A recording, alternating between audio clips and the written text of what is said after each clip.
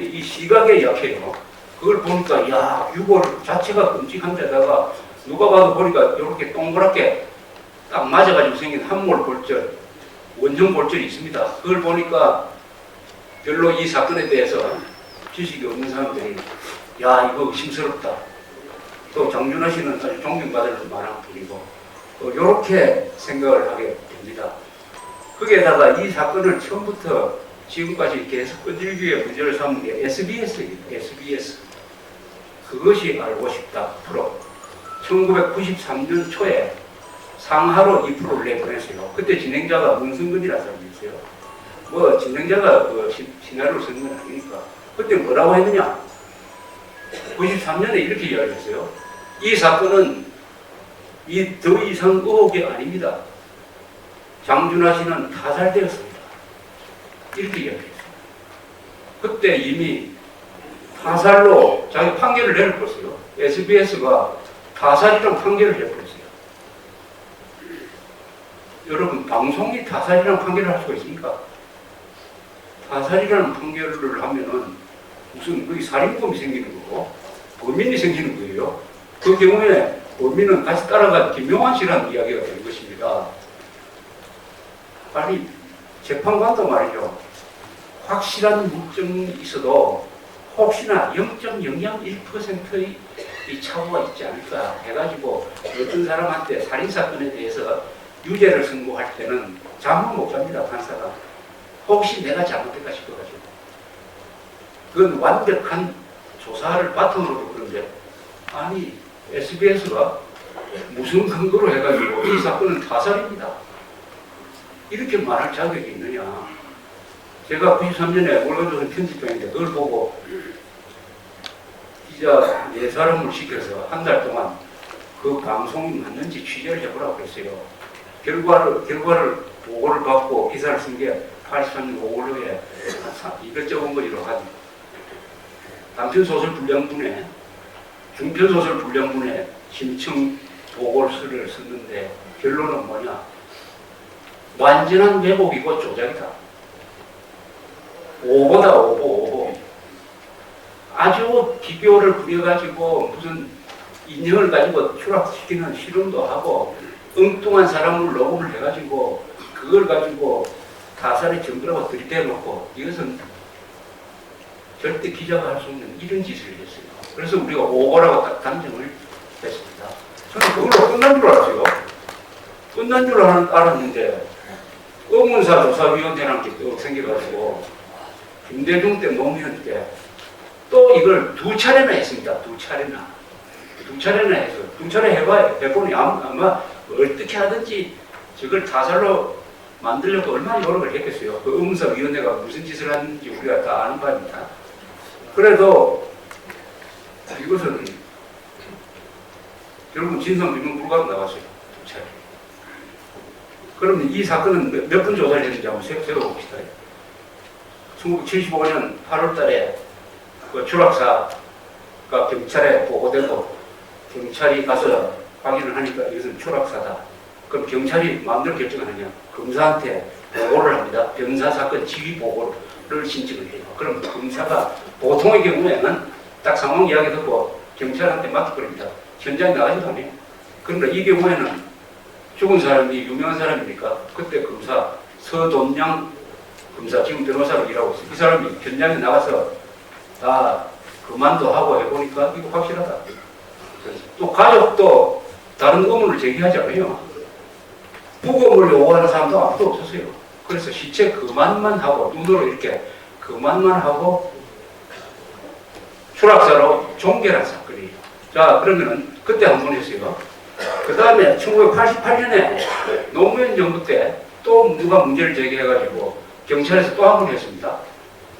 추락사 틀림없다고 해서 의문사 2차례 해가지고 타살 증거 없음.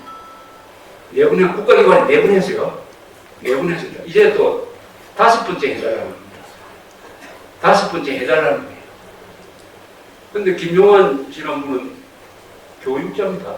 만나보시면 아시겠지만 아주 맑은 얼굴과 맑은 생활을 하시는 지금 70살이 넘으신 교육자인데 이 의무사조사위원회에서 이 사람을 몇 분 조사를 했냐?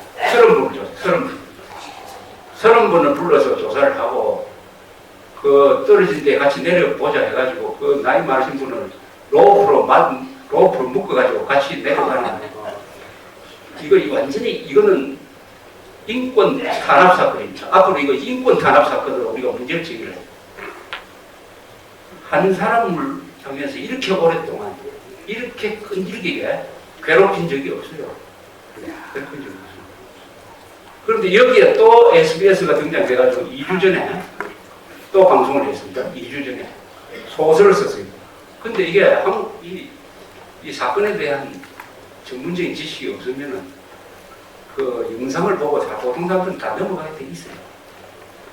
보통 기자들도 다 넘어갑니다. 그러나 저는 사회부 기자를 제가 오래 해가지고 이런 살인사건 취재를 워낙 많이 했기 때문에 저는 안 넘어가죠. 더구나 저는 처음부터 이 취재를 해서 그러나 저 같은 사람이 한국에 몇 명이 있겠어요. 제가 그 프로를 딱 보니까 이거는 저 프로 본 사람은 아마 거의 대부분이 장준하는 타살되었다고 생각하도록 그런 식으로 유도를 하고 있어요. 그걸 녹취록을 해가지고 분석을 하면 앞뒤 모순되는 게 많은데도 불구하고 딱 넘어가게 돼 있어요. 그런데 이런 문제는 항상 간단하게 보면 해결이 됩니다. 간단하게.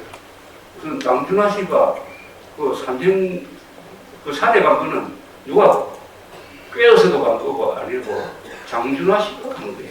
자기 발로 그 등산 코스를 정한 거예요. 혼자서 간 것도 아니고 수십 명의 등산 모임과 같이 와가지고 다른 사람들은 점심을 준비하고 있고 장준하 씨가 혼자 그 길을 가니까 김용환 씨가 분이 자기가 따르던 분이 혼자 가는 걸 좀 안쓰러워서 쫓아간 거예요.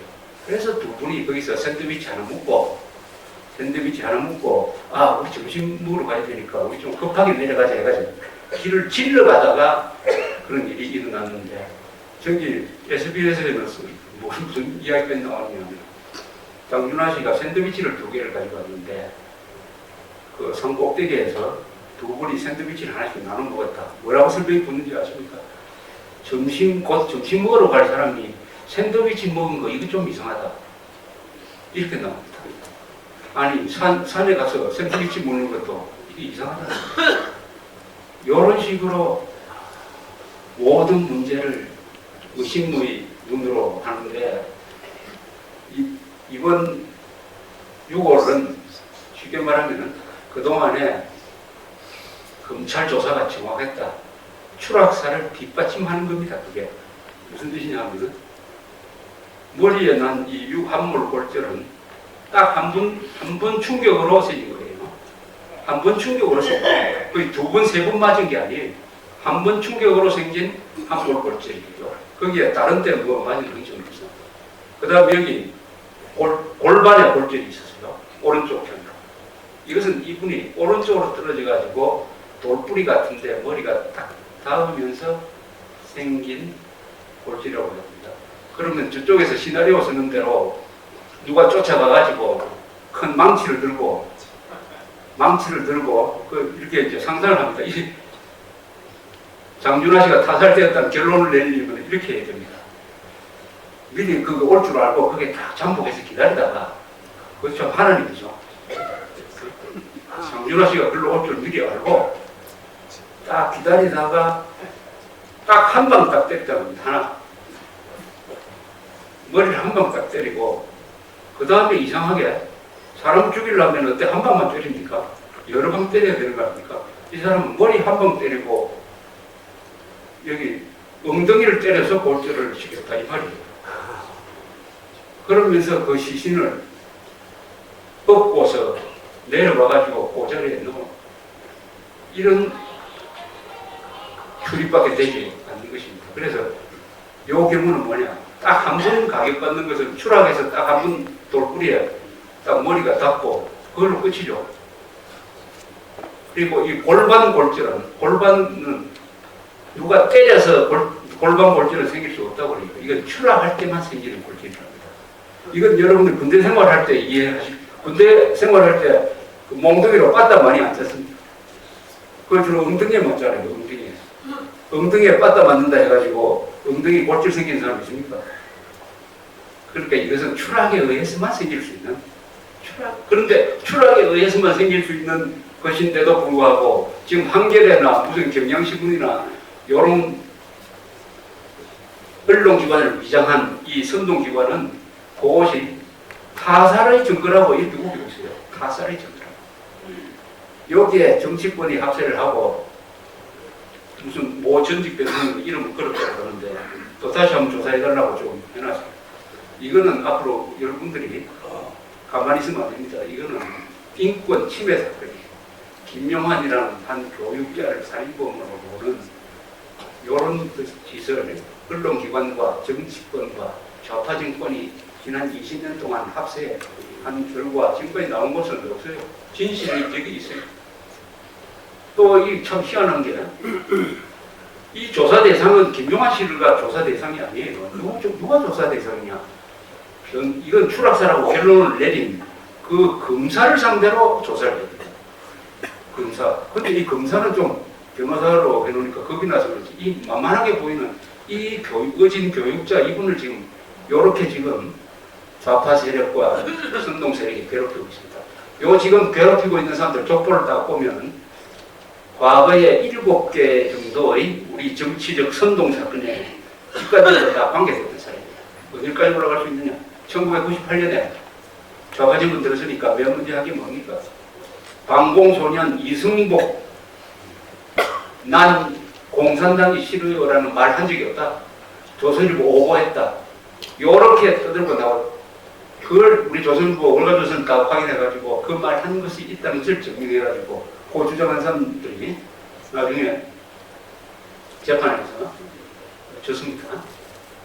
그 다음 또 2002년에 김대엽이라는 자가 나와가지고 이회창 무슨 아들 경력 기피 의혹 이것도 거짓말로 밝혀졌어요. 또 무슨 선동이 있어요. 김현희 가짜머리. 요 김현희 가짜머리하고 장준하 타살술 구조가 똑같아요. 김현희는 내가 폭탄을 가지고 폭파시켰다고 하는데도 네가 아니다고. 이게 보면 아니 내 눈으로 떨어지는 걸 봤다는데도 당신이 거기 가지 않았다. 그거 봤다. 네 말 믿을 수 없다. 이렇게 나옵니다. 그 다음에 또 천안함 폭침 북한 소행이 아니다. 의혹 선도. 요 족보가 딱 있어요.